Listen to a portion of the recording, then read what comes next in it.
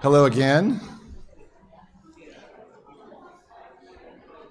We know each other well. We can keep talking, and we will have lots of opportunity to talk. But right now, it's my opportunity to welcome our keynote speaker, Sister Mary Pellegrino. Sister Mary has served as the Congregational Moderator of her community, the Sisters of St. Joseph of Baden, Pennsylvania, and as President of the Leadership Conference for Women Religious in the United States. In both of those roles, she worked to support, encourage, and promote the ongoing renewal of religious life in the face of unprecedented challenges and changes in the church, American society, and the global community. Currently, Mary assists religious communities in planning for the future through with the Religious Institute Service Group of Plante, Moran. Prior to serving in congregational leadership, Mary served in vocation and formation ministries for her congregation, as well as parish and campus ministries. And over the years, Mary has written and presented extensively on topics related to vocation, formation, and religious life. She holds a master's degree in Christian spirituality and certificate in spiritual retreat direction from Creighton University, and a master's degree in religious education from Fordham University. These are all inspirational achievements that you read in an accomplished person's biography. But now I would like to say a little bit more that added to my own little remarks. So many of you have referenced already at this conference have referred to the crisis communications panel that we had in Indianapolis. That was Sister Mary. If you have a habit of reading the addresses delivered by past presidents of LCWR, something that I highly recommend, you should go to LCWR's website, which is newly redesigned, by the way, and read "The Future Enters Us Long Before It Happens, Opening Space for Emerging Narrative of Communion." That's her 2017 address. And I found it personally inspirational. And that's also translated into French and Spanish, by the way. And we've been wanting her to keynote for us ever since. And 2019 didn't quite work out.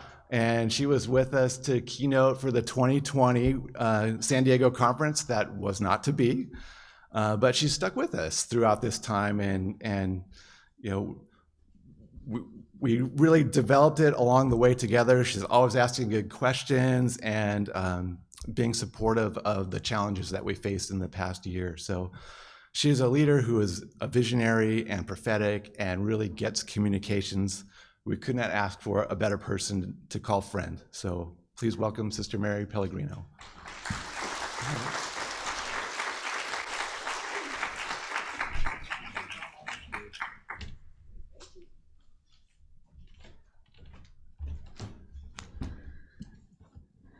Well, good morning. Rob's a little taller than I am.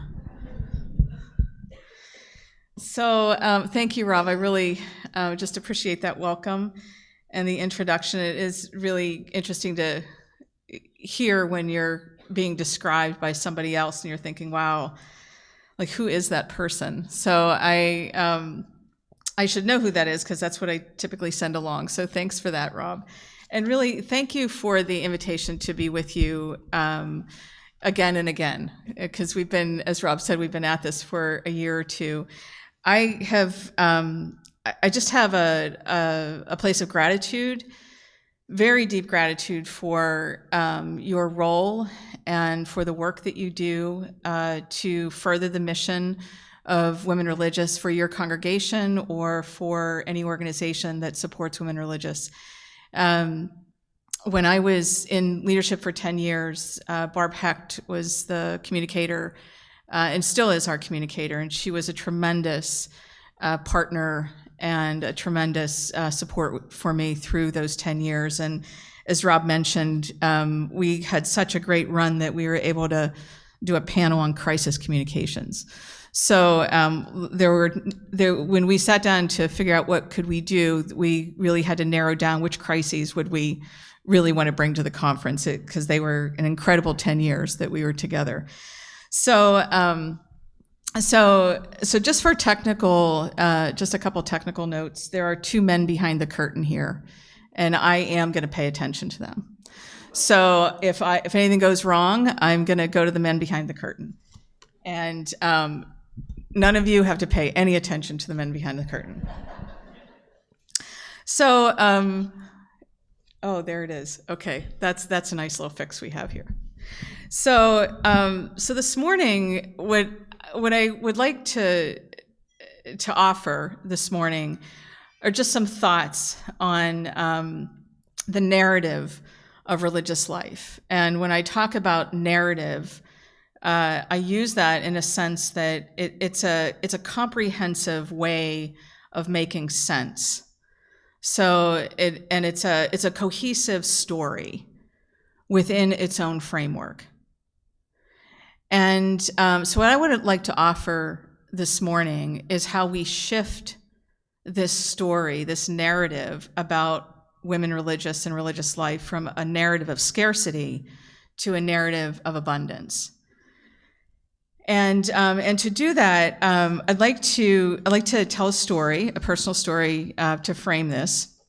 And some of you may resonate with this story, and we'll chat afterwards if you do. So the story I'd like to share is it's a story about my parents and the home that we grew up in, and particularly a story about my father. So I'm from Pittsburgh, grew up, born and raised in the Beachview neighborhood of Pittsburgh. And until my parents sold our home when I was in my 40s, I believe, my 40s. That's the home that I grew up in. My mother and her mother were the first owners of that home. And my father and his parents, my grandparents, lived 2 doors away, and that's how my parents met. So my mother and my grandmother moved in. They were the first owners of the home. They moved into the house.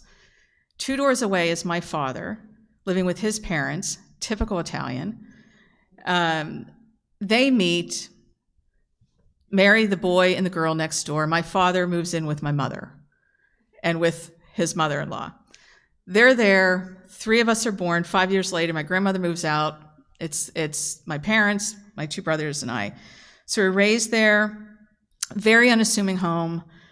And after we all my brothers and I were gone from the home, my parents still stayed there. My father began to age, and he began to have a lot of health issues and was really not able to continue. Neither one of them were really able to continue to care for that home. So they made the monumental decision that they were going to move. And so as you can imagine, having been there for over 40 years, they collected a lot of things. So, and my mother, I didn't realize what a collector she was. So, to the extent that when we were packing to move, we discovered she had this beautiful cedar chest that always was in her room, and we opened it, and there were these beautiful unused towels, bath towels, unused. And I was like, Mom, where did you get these? She's like, oh, they were shower gifts. Oh, okay. So they never used these shower gifts, wedding shower gifts. So I would gently say to my parents, how about if we just start packing? And no, that's okay. I'm going to do it. So the moving date is closer and closer, and nothing is really packed. And so one day my parents are out, and I don't know if I don't even know the circumstances. Maybe they had a doctor's appointment, maybe they just went out, but I was able to be in the home by myself. So I thought, I'm just going to start packing some things that they won't notice. So I started with the junk drawer in the kitchen, because every house has one. You might have 6, I don't know. But they had a junk drawer in the kitchen. So I thought, I'm just gonna, it's junk. So I'm just gonna start, sorting it out. So I open the drawer, and of course there's everything you would find in a junk drawer. There's the twist ties, there's the broken scissors, there's the pens with no caps, there's the magnets that, are not on the refrigerator anymore. There's the receipts from things that you thought you had to save. So I'm sorting through all this stuff, and I come across this little bundle of strings. And the bundle of strings is maybe, there's not one string that's longer than a couple inches. And that little bundle of strings is tied up with a string, and connected is a little piece of paper, and in my father's handwriting, it says, "Too short to use." Right. Too short to use. So I was like, wow. It is going to be a long time packing here. So I imagine, I'm holding this bundle of string, and I imagine my father, every time he comes across a little piece of string that isn't usable, goes to that drawer, unties that little bundle, puts out another piece of string in, reties it up, and puts it back in that junk drawer.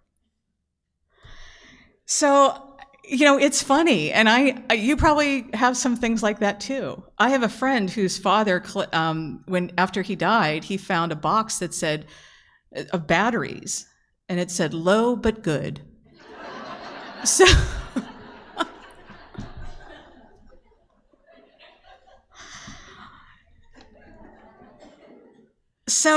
so I use that. I've thought about that and really reflected on what is that.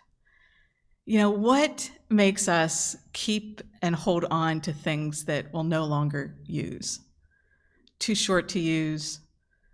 And what is it what is the story that we tell ourselves about what's enough and what's not enough? And I think a lot about the story that we tell ourselves about religious life, and particularly about women religious. And I think about it as a scarcity narrative. It's a narrative that says we're too short to use. It's a narrative that says there's not enough of us. We're not enough. We're not good enough. We're not young enough. There's not enough of us to do what we did. It's all about what we're not. That's a scarcity narrative.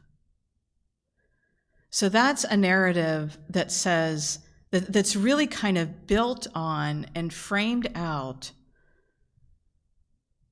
through stories that are actually mythical and myths. So scarcity, and I want to talk a little bit about this in our culture and how we see this operating in our culture.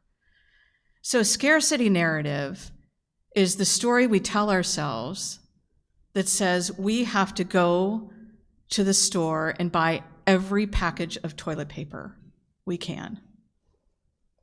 And by the way, when we do that in the car that we have, and we can collect 12 packages of 18 rolls of toilet paper because we have both means and transportation. That's about scarcity. That's about the fear that we're not going to have enough. That's about the fear that we're going to run out. And that creates this myth that says there's not enough, because there actually is plenty. It's simply not distributed where it needs to be. So that's a scarcity, that's very operative in our culture right now.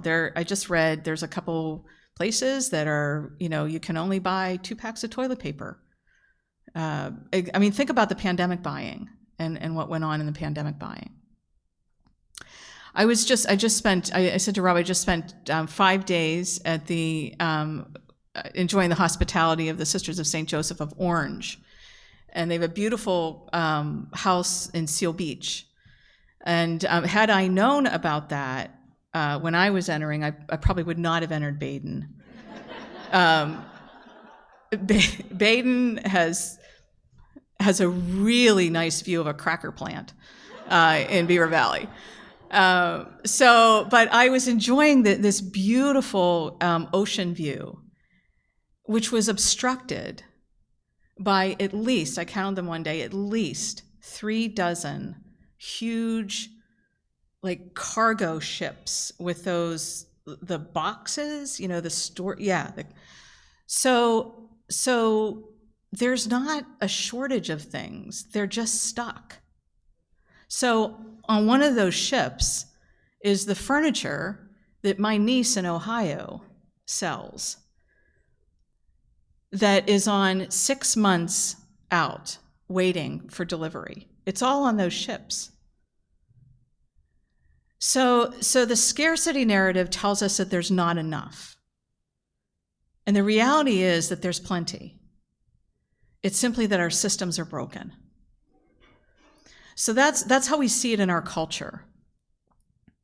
And the way we see it in religious life, I think you can appreciate, you might hear the stories that our sisters tell, and they tell them proudly, about having served either in schools or hospitals or whatever they did in really hard Depression era times. And they didn't have any, they wore threadbare clothes, and they taught all day, they took care of all these kids, they nursed in the hospitals, and then they got paid in chickens. And we tell that story really proudly. And that is glorifying the scarcity narrative. And I don't mean in any way to minimize the enormous dedication of our sisters historically, but that could only happen within a narrative that said that that was okay. And that's what I want to explore this morning, the old narrative, this former narrative that we want to shift to another narrative. So I want to take a look. So this morning we're going to get a little history lesson, get a little economics lesson, and maybe another story. So this will not be unfamiliar, this image, but what I would like to do with this information, this tells a story. So this is kind of a graph of what we know in terms of what, the numbers that we know of women religious in the United States from 1730, when the first community of Ursulines arrived, to the present. And this goes, I think, to 2019. So this looks, so what I want to say a couple of things here, because there's a lot of history here. There's a lot of economics here. So you see this flat line for, nearly a century. It simply was, women religious not in a growth mode. And then we begin to see this growth happening in the mid-19th century. What else was happening there? This is a story of migration. This is a story of migrating people, either forced through slavery or voluntary for economic reasons. But that's what we're seeing. So this rise in the number of women religious really is following the rise in the migrating church.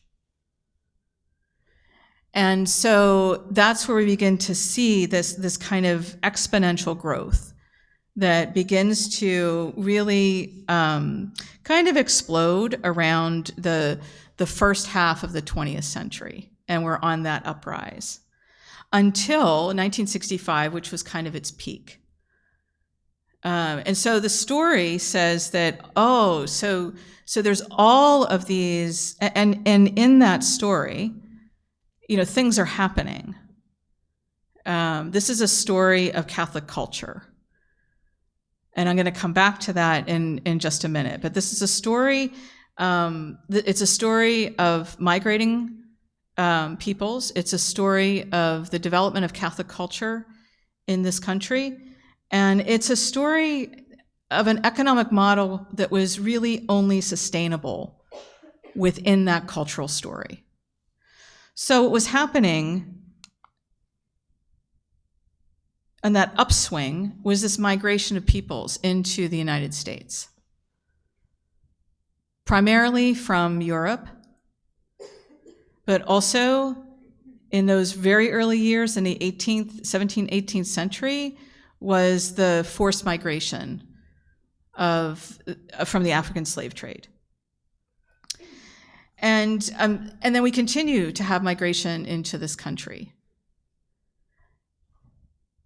And the migration, not only was it seen as an opportunity for those who were coming voluntarily, an economic opportunity, but it was also the story of how our country was built.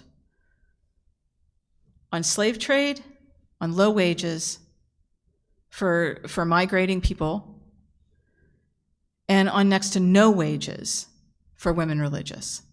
That is a story of how the infrastructure of our country was built. So I'm going to look again at that kind of this little story. And it's also a story of how women religious catalyzed change, and also humanizing culture. So the history of religious life, just historically over the centuries, this is not just for women, but for men. It's not just apostolic, it's for every form of religious life within the Christian tradition. And I would say perhaps in other traditions as well, because we are not the only tradition that has religious life, some form of a life dedicated to God, or what is perceived or named to be God. So if you look at the history of the monastic movement, everywhere there was a monastery or an abbey, however we talk about it, whether it's a men's or a women's, that is where culture grew up. So the monasteries, the abbeys, they were the centers of agriculture. They were the centers of learning. They preserved the arts. They preserved and developed the sciences. All of those things now that we perceive to be the disciplines that really further human culture. So literacy took place through monasteries and abbeys, through religious life. So it's this history, whether or not it was intended or named, but it was a history of humanizing culture. And a question for us today is what is needed today to humanize our culture? And that is where our call is. And we'll get to that in a little bit later. So what I want to walk through is the humanization and how women religious catalyze change. So in that first kind of the 18th century, which again, this is closer to the forced migration of the slave trade. And we see the beginnings of women religious, coming to this country, in this country, really tending to the deep needs. Typically it would be what we would call today social services. And then we see kind of in this country through the 19th century, that movement west. And there's some really iconic photos of probably a number of your communities in stagecoaches. These sisters in habits in their stagecoach, moving west. And how the story of how women religious contributed to the humanization of that discovery, or the humanization of the settlement of the West, education, healthcare, the social services, orphanages, all of those things. And then we begin to see in this slope up, this really rapid rise in numbers, this slope up, is also where we see in this country the rise of education and healthcare. So this is not new. I don't think this will be new to any of you, that really Catholic sisters created an educational and healthcare infrastructure in this country that is just unparalleled. And that really is, that's where they're telling the stories. They were able to do that because they were paid in chickens. And if they weren't paid in chickens, maybe they were paid in eggs. But all of that was possible because that was Catholic culture. It's centered around parish. The family participated in the parish, contributed money to the parish. The parish may or may not have paid the sisters. But the sisters came. And so this is an incredible contribution and the donation of lives. And we kind of overlay that economics with virtue and say it's virtuous to work for nothing. And it's virtuous if your habit is threadbare. And it's virtuous,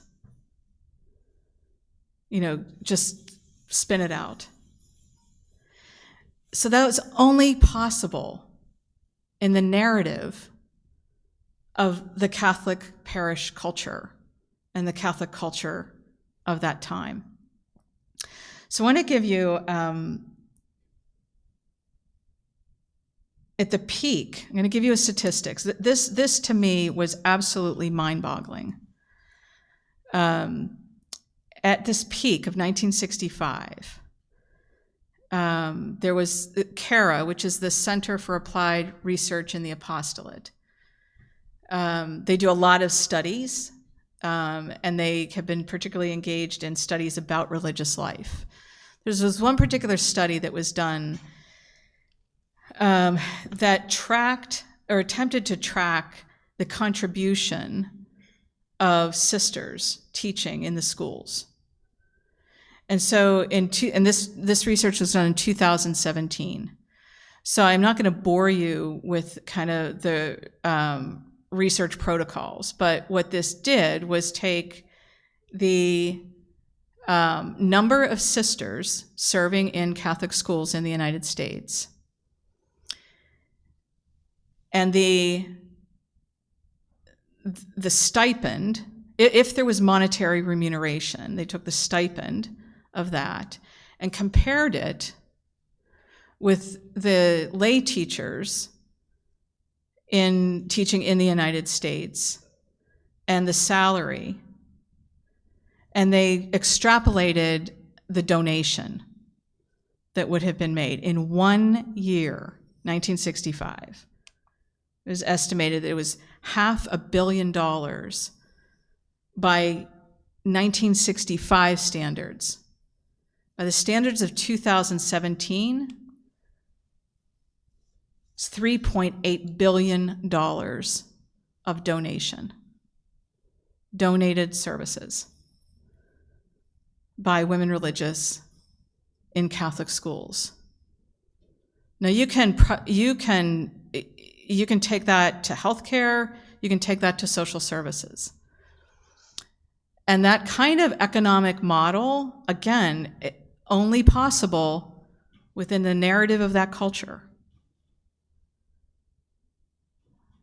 So many communities like my own, and many communities perhaps that you are, that you sisters are in, or are lay colleagues that you're supporting, if we're struggling financially, it's because of this. It's because we weren't paid. So I say that, I don't say that as a means to condemn anything. I say it as a way to illumine what a narrative of scarcity looks like when you play it out. Because then what happens on this downswing? So 1965 was the peak, and 1965 is largely considered the norm. But nowhere is that the norm. So when the stories, the narrative scarcity will say, oh, I wish there were more sisters in the schools. I wish there were more sisters in the hospitals. I wish we had more sisters to do X, Y, and Z. And it's all about the number of sisters. And we forget that the number of sisters is not the whole and only way that mission is furthered. But when we align that with the number of sisters, we will always come up short if our measure is 1965. So another thing that was being built, I'm going to talk about on this upswing, was an incredible amount of social capital, an incredible amount of goodwill, an incredible amount of influence, moral authority, and credibility. That is the narrative of abundance. So the moral credibility, the social capital, the influence that women religious have right now is because of what and how we lived and engaged the culture previous. So all of that, when, for the most part, nobody thought up, wow, I think let's try to build social capital. We were really thinking about, how can we really educate? How can we ensure that there's health care? How can we ensure that there are social services for those in need? It was really about boots on the ground, the boots on the ground expression of our missions. And then, by the way, we built social capital. And I want to say this is probably one of the hardest concepts for sisters to embrace, because we are still back in that scarcity narrative. So this is what we need our sisters to shift this narrative. We need your help. We need you to shift this narrative, and we need your help to help us shift this narrative. So I want to do this next part because I want to talk about what, an image that might help us think about abundance. And I want to do this, before I do this, I want to preface that I'd like you to hear this in relationship to what you're going to hear tomorrow and the next day at your sessions that are really about reframing. The reframing with truth and self-examination, which is this conversation that needs to happen about this narrative, another narrative that we have about ourselves as women religious, and our complicity in racism. So that's a narrative, and I will tell, in my own community, we certainly, in the city of Pittsburgh, we were leaders in the civil rights movement. Our sisters, really proudly taught and stood with African Americans throughout the city during the civil rights, and we denied entrance to Black women. It's the same. We have to own both of it.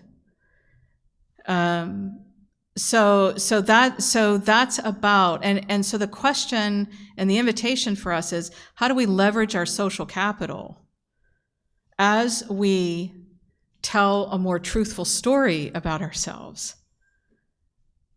And how can that witness in our culture and society today? When truthful narratives and historical narratives are politicized,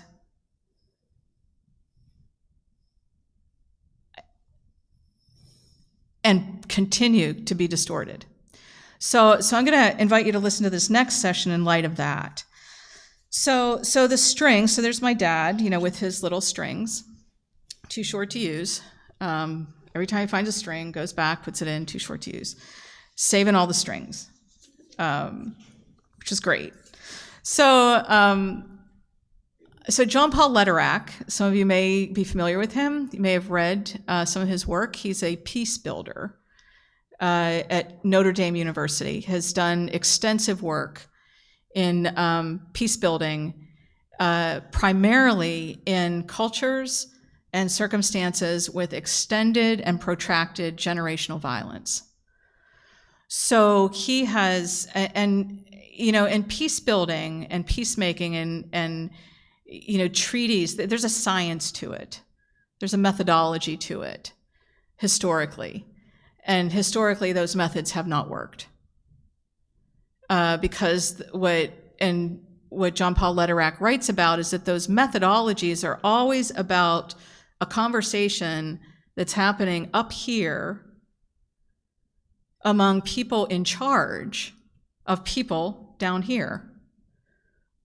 And the people down here are the ones experiencing the violence and the breakdown in relationships. And so in his learning,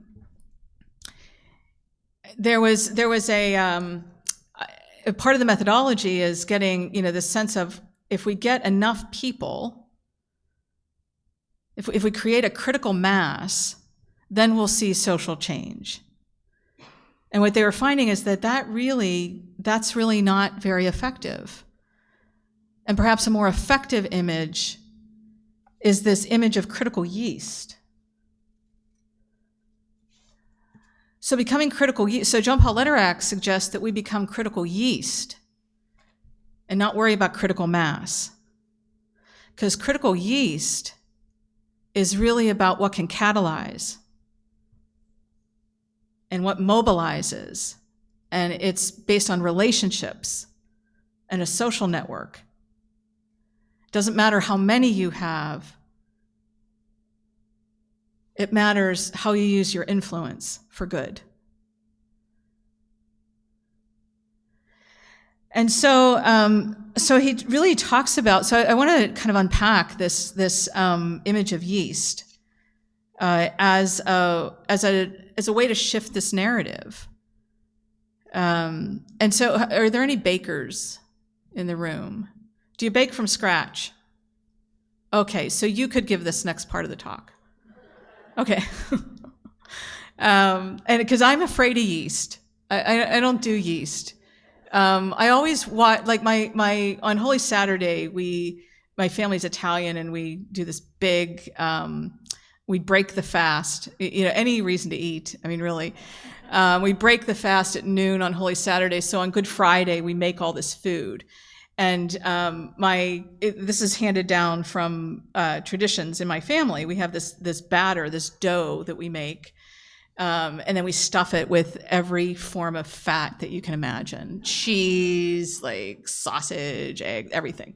Bake it, but the dough is a yeast dough, and so my brother is kind of like the keeper of the recipe.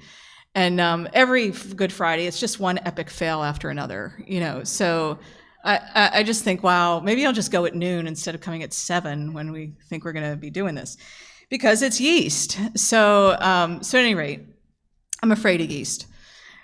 So what we know about yeast, though, and we know about, say, bread baking, is that flour has the largest mass. That's the biggest ingredient.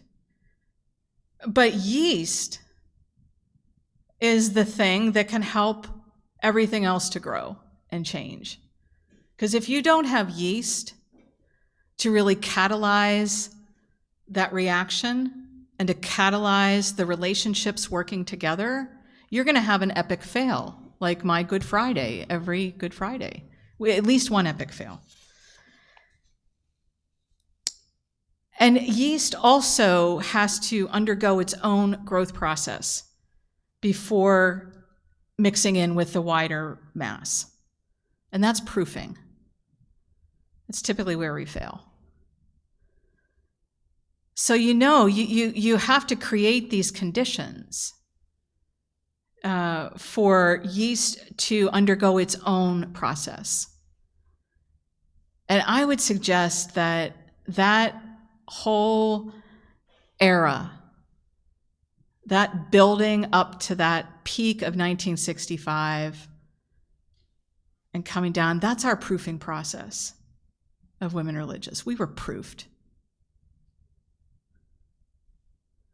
We had some epic fails, but we also built a level of influence and credibility that is now our abundance. So we were proof during that time. And yeast needs moisture and warmth. It needs these elements, these natural elements, to grow. A little bit of sugar, something to balance the sweetness. And that's how the yeast gets its strength and resilience. So it really is this kind of balance of our elements. They'll say, that in the Benedictine tradition, moderation, is really, really a value and a virtue. It's not that you don't need some things or you need more of this, but you need you need moderation. And that's the balance. And it's only really after the yeast has gone through its own growth process, its own proofing, that it gets thoroughly mixed in with other ingredients. And I want to suggest here that this is our challenge. Helping our sisters and our colleagues, particularly our sisters, to be able to allow ourselves to be mixed in fully and to really give ourselves fully to partnerships, to give ourselves fully to the collaborations that are needed to really create a post-pandemic world that works. So when as Rob mentioned, I work for Plante Moran. Some of you might know the firm. I did not know that Plante Moran is like this huge firm, like 3,300 employees. It's primarily accounting and auditing. I just thought it was the group that I work with, which is the Religious Institutes Services Group, which we hired when I was in leadership. And so the work that we do is primarily, our service group primarily works with religious communities.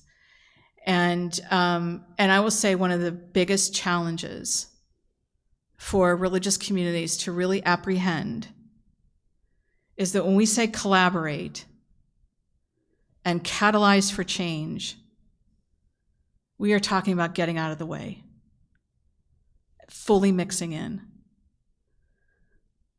So collaboration is not just more people that we organize.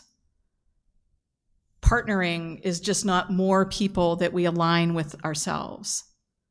It is thoroughly, thoroughly mixing in with organizations, with people who share our values.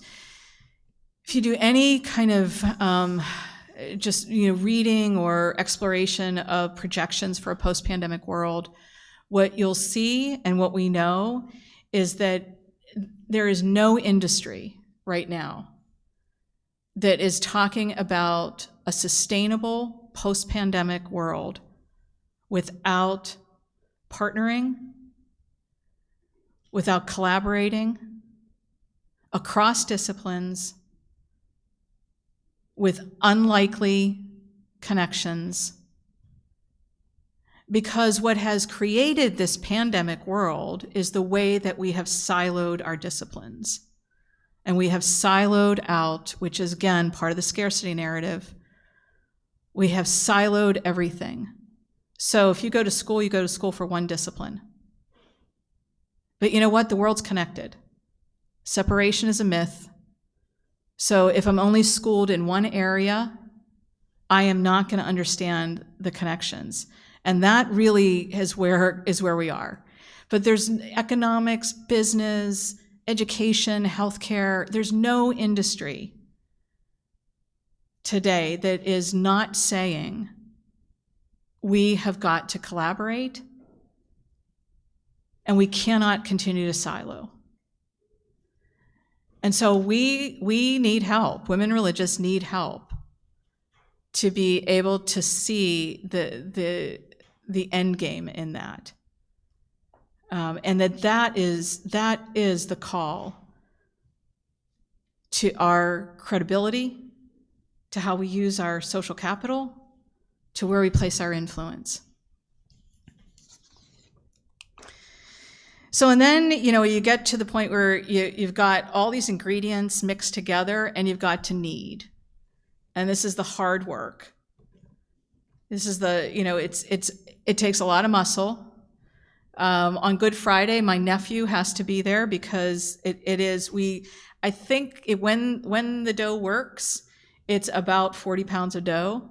So he's the only one really strong enough to knead that. We all take a little turn at it, but we need his muscle. And it has to rise and it has to rise again. So you have to rise, you have to punch it down, you have to rise again. It's all part of this process of building resilience. And again, that is the story of that line. Over and over, up through that projection in 1965 and down. It's all about building resilience.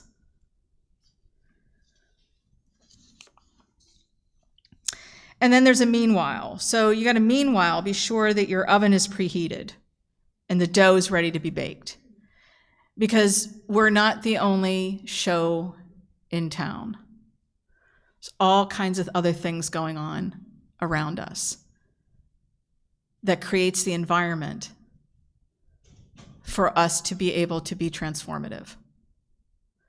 So, proofed, mixed, and kneaded, and immersed in the proper environment, yeast brings about change and transformation in and through its relationships and the way it catalyzes those relationships to work together.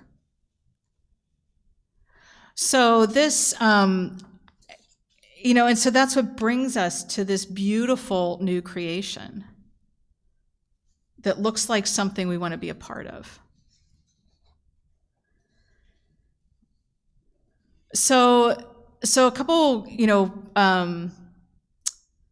closing comments, and then I would really like to just open this to your table conversation and then maybe a broader conversation.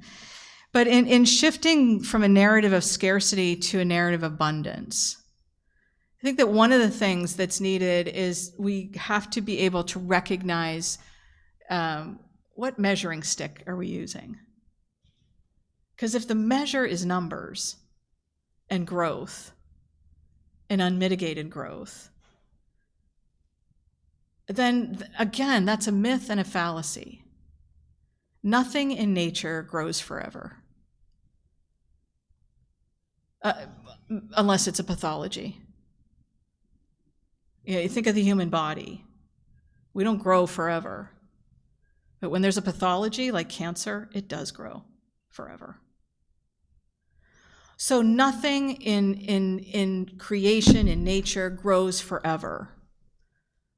So to think that this trajectory of religious life should have or should just continue to grow forever and then everything else is just a failure,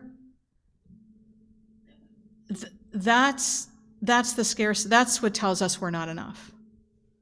That's what has us in the junk drawer, all tied up. So perhaps a more fruitful measure or a more effective measure is the measure of fruitfulness. In what ways are we, again, the question of what is needed to humanize our culture today And how do women religious bring our influence and our social capital to bear on that? I would suggest what's needed to humanize is all sorts of intangible things. Ability to dialogue, respect, self-respect, the ability to live with differences.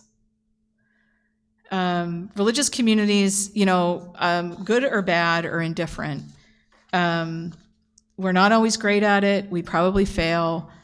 But the attempt to live together across our differences is a profound witness in today's culture, where our differences, we just cut people off on social media. How many times do you just hide, delete? And we create our own echo chambers. I have a friend that calls that breathing our own exhaust. We really only talk to like-minded people. We only really pursue like-minded stories, things that will really bolster our position against yours. So what is needed to humanize culture today? What's the measure other than numbers that's a measure of abundance? And how do we make this shift? Because consciousness shifts at different paces for different people. There's a great quote by, I think it's in The Sun Also Rises, by Ernest Hemingway. And I think the character's name is Mike. And he's asked, how did you go broke? How did you go broke? And he says, 2 ways. Gradually, then suddenly. Gradually, then suddenly. That is how our consciousness shifts. Gradually, then suddenly. Because once you see it, you can't unsee it. Once you see the social capital and the credibility and the ability to influence that women religious have, you can't unsee it. But it's a gradual and then a sudden consciousness shift that gets us there.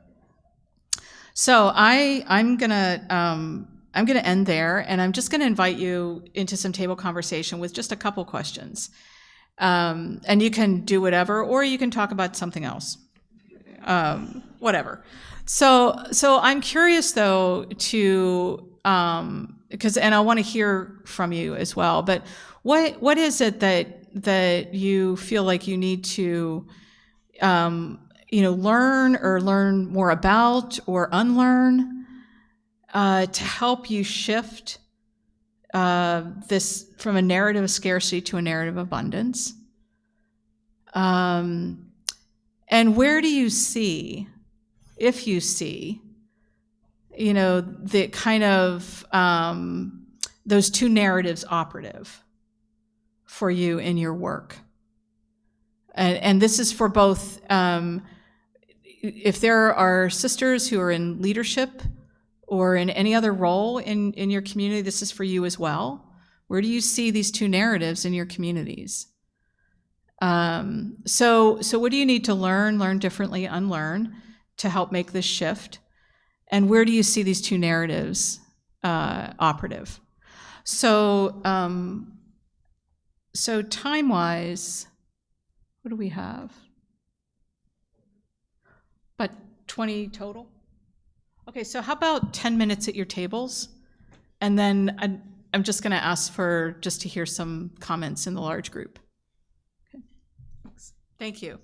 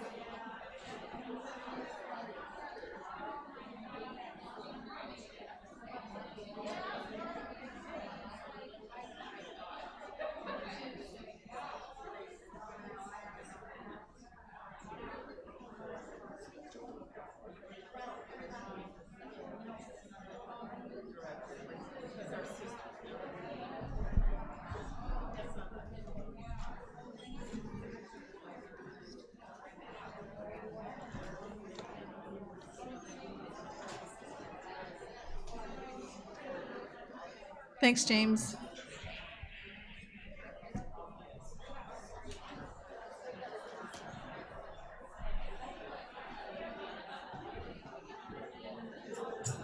Two, two.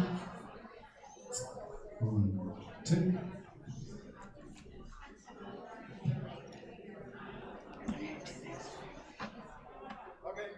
Okay, great. So I'm going to invite you to come back into the large group. And I think Michelle has a microphone. So for the remainder of our time, I see this as a sharing of wisdom. I mean, I can certainly, I hope that I was able to just jumpstart some conversation. And really, this is an ongoing conversation. So I'd just be interested in hearing from as many people as we can before the close of this time. And Michelle has the mic. So, and whatever it is that, whichever question grabbed your attention or if something else grabbed your attention, it's all fair game.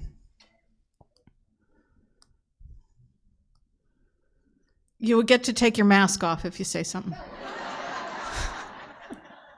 Because, or if you eat, which is really bad when you're traveling. Thank you.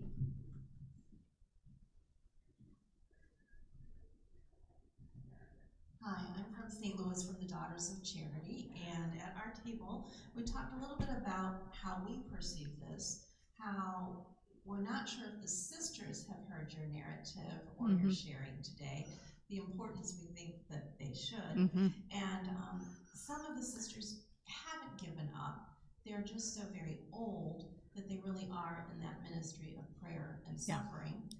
And how do we help them to want to help what might be a sponsored work or a ministry we have that, we are still governing, and perhaps those are lay people who are there working, and the ask of the sisters for something really as simple as 90 seconds of video, and they say things like, well, we don't really know them anymore. So those are our comments.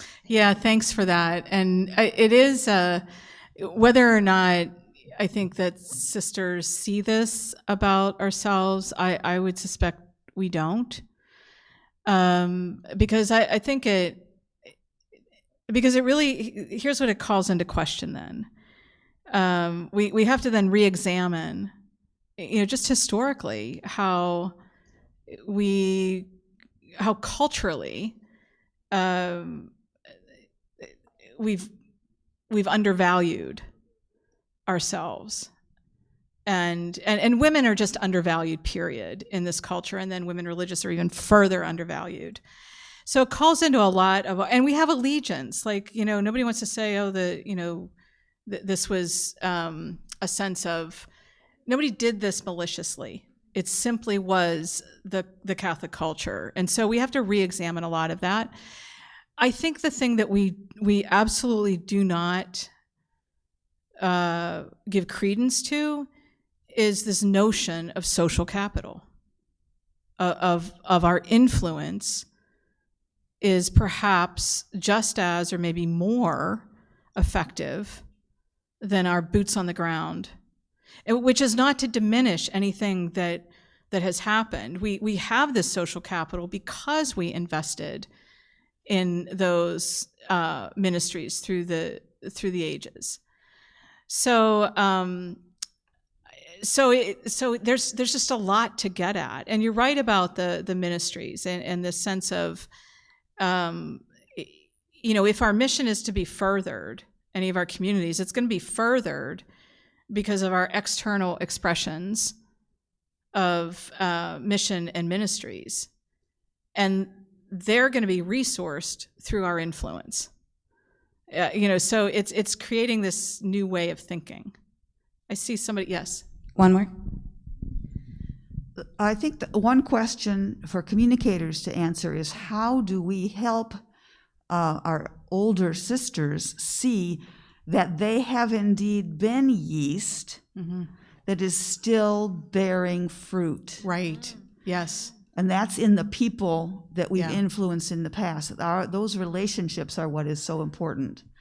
And we may not be doing the work, but the people who were in our schools and under the influence of our relationships and programs are the ones who are doing it. And that is us doing it. That's a great observation, because it is a question of what's the story you're going to tell.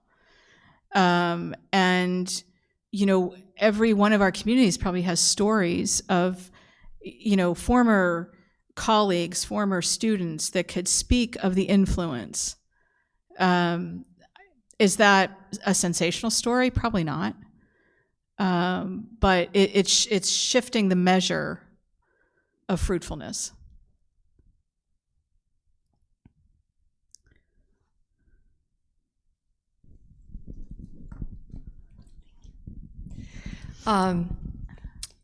One of the questions that you posed, or the thoughts, was getting out of the way, that sisters need to get out of the way. And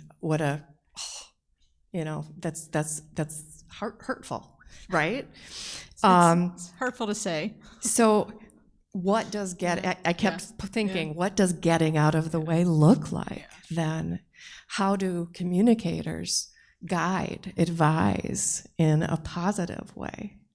How does that question become an abundant question? Right. And thanks for that. Because it does sound harsh to say that the sisters need to get out of the way. I think part of what that is that we are so accustomed to building and initiating and organizing that when we can no longer do that, if our whole measure and value is based on that, then what do we have? But to allow ourselves to let go of building and initiating, and to make space for others who share our values and mission, really to further that's about. So maybe a better way of saying it is making space rather than getting out of the way. And just to follow up on that, I thought, well, how can communicators help with that? And we talk about the older sisters who may get overwhelmed with the amount of research that's out there, maybe get overwhelmed with the amount of information that's out there. We as communicators, public relations consultants, we start with research. So their discernment process also starts with research. So how do we make that research process simpler or more straightforward? How can we help sisters hear the witness of other generations? How can we do that? How can we reacquaint sisters with what's happening in their backyards when it comes to environmental? What does water scarcity look like in our backyard? We understand that people around the world are suffering from water scarcity issues, but what does it look like in our backyard right now? How do we help sisters get in touch with right now, what's in front of us? To me, that is how we as communicators can really, really help today as we look at Laudato Si coming down, the 7-year Laudato Si process. And how do we then approach our leadership teams to say, help bring us to the table of the discernment process before you make decisions on how you act? Mary, any thoughts or insights on that? Well, I think our time's up. No, I think you hit on a number of really, significant pieces. And I want to say this too. And this is a whole other series of talks, but I don't think that we can ever underestimate the degree of grief and loss that is tapped into when we talk about shifting this narrative. We can never underestimate that. I am stunned in every group I work with around grief and loss, that the amount of unresolved grief among women religious is incredible. And so that unresolved grief creates a block for creativity. And so when you get at the macro level, I think you need to deal with grief and loss. And then you have the creativity to see that my life goes on in another way. So that's from a macro level. I think your intuition about localizing a story and localizing the values that women's communities have. I mean, we all have really universal values, like who's not engaged in human trafficking, or anti-human trafficking. And somehow at some point that became very personal. I don't know how it did, but this is a global effort that we're engaged in some local initiatives. So the more that you can connect the global concerns that your communities have with their local expressions, it's a great question. What does water scarcity look like? What does food scarcity look like in your neighborhoods? What are food deserts? And that's all about the disruption in the supply chain. It's all about distribution. It's all about disparities in health and race and all of those things. So, our table just talked about how we loved so much the image of yeast and growing, and I wholeheartedly agree with that. I'm sorry, I get nervous, so I'm like, what was I gonna say? Okay, I remember. I think as communicators, we're in a very unique position to see a larger field. And so sometimes I think that we do see sisters, and also we see young people who, I know the numbers say this, there's this weird hill, but I think we're always called by God. And so I think young people today, although they're not wearing a different outfit, or maybe they don't call themselves sisters, they're still called by God to answer these issues of social justice. And so what we're saying is that the people who are so separate right now, the sisters and the people who are thirsting for social justice in these amazing local issues that you're talking about, need to be connected. And I think communication is about connecting people. And sisters do have a superpower of being yeast and giving their support to these wonderful people. That's something that we can do as communicators by telling their story. And also, I think the big challenge is what you're talking about, like sisters not getting out of the way, because we don't want them away, but we want them to maybe be a different player in the team. If we're talking soccer, maybe they're not the number one scorer anymore, but maybe they're like passing the ball a little bit more. And so I loved everything that you said, and I loved everything you said, and I'm gonna sit down. That was great, thank you. No, I love the image of the soccer to be, we're not the star players, if you can, and it is a team, and it's teamwork. And I think that, everything that we understand about our world is that, it doesn't operate in silos anymore.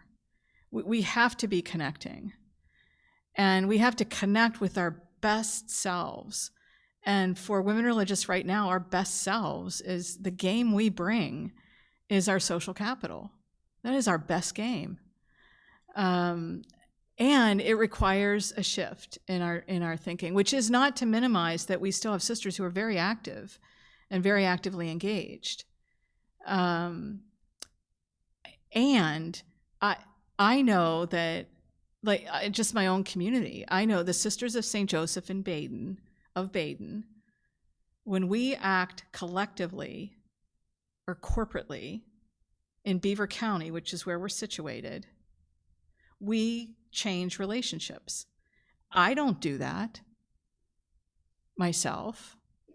It's the Sisters of St. Joseph of Baden. There's a collective identity. We're known collectively. And I think you know this. I think this is what our sisters need to understand. So it is that you know, I don't want to give an impression that we need to stop doing what we're doing. That's not it. I think the stretch for women religious is in the letting go. And the reason I think we cling is because we have not done our grief work.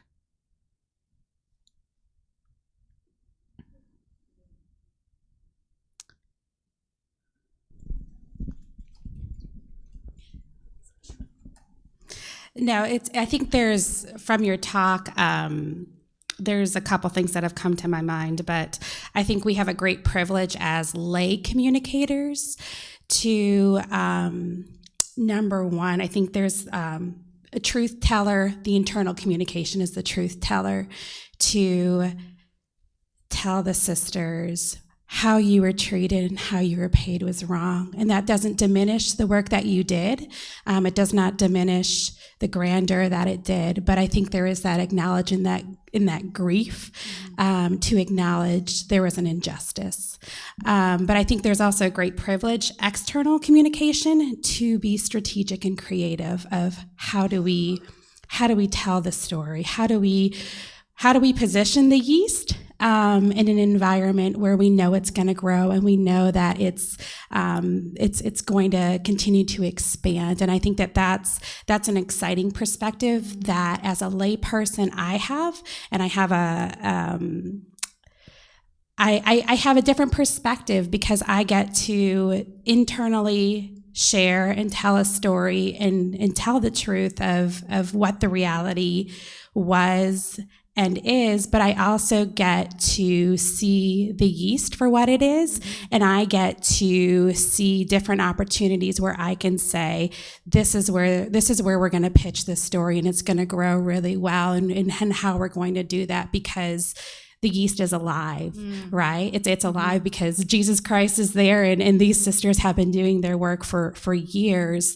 But I get to now pitch this in different opportunities in different ways where it's just going to grow and expand, and who knows where it's going to go, because I'm not going to put limits to say, you know, whatever this is, we're not going to say what we're not. We're going to say what we are. We're going to keep on saying that we are, but putting it in maybe different opportunities to where it can grow. So Yeah. Thank you. Thank you for that. And just a comment, and before I close this, is, I really appreciate that kind of image of the internal truth telling that needs to happen, and this message of, what do we say about the way things were? And I think the reality is that was acceptable. I mean, that is how the church ran. It simply is. And so it was unsustainable. It was an unsustainable economic model. And we're living with the implications of that. So to say, and I'm getting a signal. So was it wrong by today's standards? Yeah, and we continue to be undervalued, and women are undervalued. We do it ourselves. It's in culture. So all of that, is it wrong? Yes. But what difference will it make as we move forward? So it does help sisters to understand why our economics are the way they are right now, why our challenges are the way they are right now. And it might help with the grief, just the knowledge of it. So I'm getting a signal from Michelle and from Rob. And again, I want to thank you for just really all of your attention this morning. I feel like I'm the lucky one. I didn't have to wear a mask. So thank you.